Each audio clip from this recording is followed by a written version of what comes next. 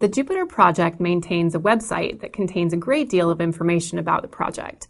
It is super useful to visit, so let's go there now. We're here because I would like for you to see firsthand how to participate in the community, how to get your questions answered, and how to learn about new project developments. The Jupyter website is rich with information on how to do these things. First, we have installation. We click on installation. The installation page provides instructions on how to install Jupyter using the Anaconda distribution or with pip. The project recommends installing Anaconda with Python 3. And experienced Python users can do a pip install of Jupyter, but note that you won't get all the libraries that come with Anaconda. Back on the home page, if you scroll down to the Jupyter Notebook section and click Try it in your browser, it will bring you to try.jupyter.org. This is a site where you can interact with the Jupyter environment without running it on your local machine. Relying on try.jupyter.org can be high risk because this site is open to everyone, and often there are so many people using it that it reaches capacity very quickly.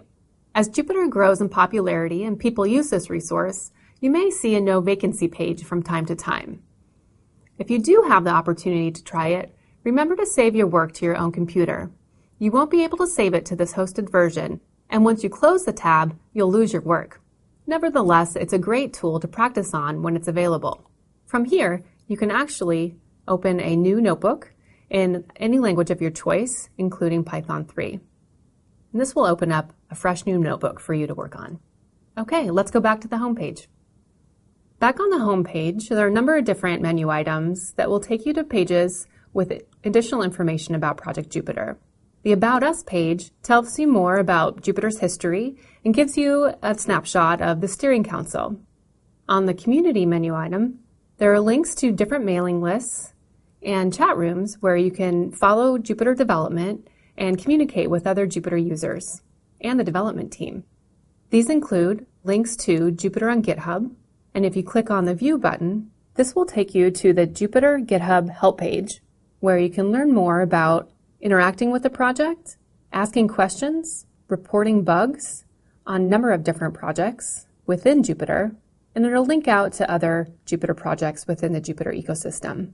You can also learn how to become a contributor through this page and link out to other help and support resources.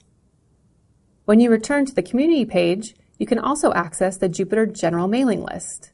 When you click on View, this will take you to the Project Jupyter Google Groups mailing list, where you can follow announcements and conversations about different developments on the project. There is also a Jupyter in Education mailing list, another Google group for following general discussions on Jupyter use in education. There's a Jupyter Gitter chat room, where you can have real-time conversations with the Jupyter development team. And you can also follow Jupyter on Stack Overflow.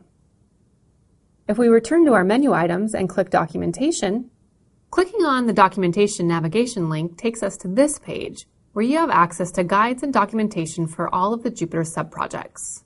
I recommend starting in the General section and visiting the project-wide documentation, where you'll gain a solid overview of the project, access the Notebook Quick Start Guide, learn more about the notebook architecture, and aspects of the project and its development.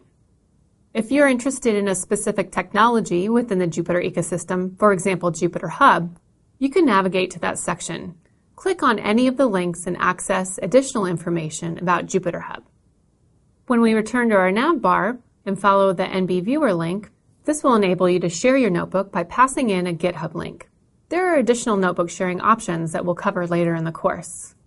The Widgets page highlights several interactive widgets that can be used in your Jupyter notebook, including IPyLeaflet for mapping, BQplot for interactive data visualization, and Py3JS for 3D visualizations. Finally, Project Jupyter maintains a blog where the project shares announcements, release notes, and more.